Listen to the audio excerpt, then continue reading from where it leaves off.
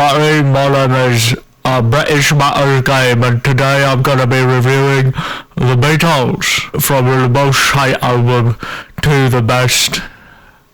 Okay, number 10 with the Beatles. This one just super boring, absolute shite. Next, number 9, the Beatles.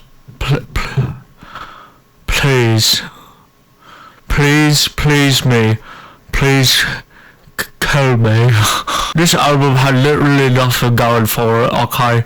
This album literally had only one slightly good song, and that was Love Me Do, and even that song is absolute shite. Next we have the Beatles For Sale. When I listened to it, I was making the expression on the boys' faces right here. You see the boys, the Beatles, their expression. That's how I felt listening to this boring album. Next, The Hard Day's Night. More like a hard cock tonight, hard cock fight, because my cock was trying very hard to get away from my body because it thought this album was so shite. I mean, I'm British. It did have Can't Buy Me Love, which is it's alright, it's okay. 4 out of 10. Next we have the one where they went all like squiggly, and it's called Rubber Soul. This is also a very boring album. It's almost as boring as Beatles For Sale, but it's a little less boring, so I put it up a little bit higher. Plus, it's not as cliche as Hard Day's Cock, so that's why I put it up a little bit higher. Okay. Next one, the Beatles. Help!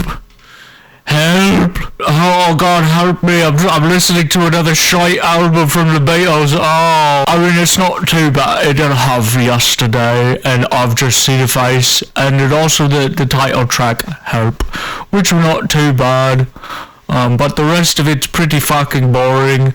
She's got a ticket to ride. She's got a ticket to ride my Hard Day's Car. Next we have Sgt Pepper's Lonely Hearts Club Band. This one, they took a bunch of LSD for this one. Even more LSD. Slowly recovering from all the LSD we took. Wait a minute. Those were out of order. I know I shouldn't have taken that LSD before this.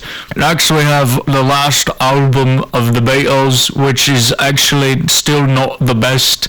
Let It Be not the best, because obviously it's not. It's got a lot of boring songs again. I mean, it's got Across the Universe, which is pretty nice. I like that one. But the rest of it is still pretty boring. It's got Get Back.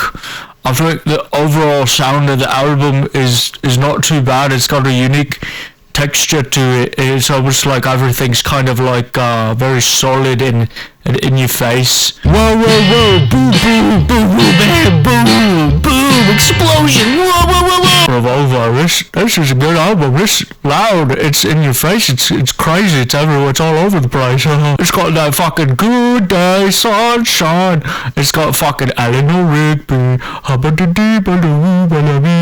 It's got a Taxman, which is great because I remember when I was living in the UK, fucking Taxman come and take my money from me. I fucking hate that Taxman. Fucking tried to pay for the fucking roads. The roads ain't even fixing themselves, mate. Who the fuck fixing the roads if I pay the tax? Next we have the White album. It's white, like the Beatles' skin colour. They got a couple of good songs on this one. This one kind of slaps. They got Helter Skelter, which is a pretty good one. I like Helter Skelter.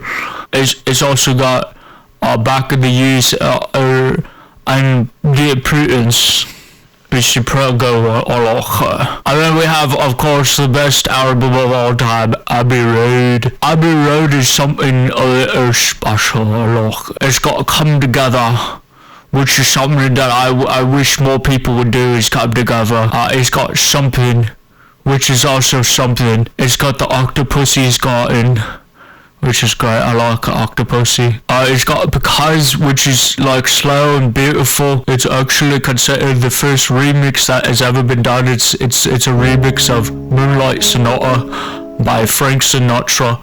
It also has Here Comes the Sun, which is a banger. Everybody knows is like the most popular Beatles song of all time. Here Comes the Sun, do do do do. Everybody knows that. It's great. It's great. The whole album is just very well put together, and also they're walking, but they're not because it's a picture. So they're like in the middle of walking, and if you notice in the background, there's also a Beatle, which is pretty good indication of who the fuck you're looking at, because let's be honest, John Lennon kind of looked like the goddamn caveman from the phone advertisements a long time ago. Is it like Geico or something? Paul has no shoes on, indicating that he does not give a fuck. Alright, that was it. Thank you. Come again. Goodbye.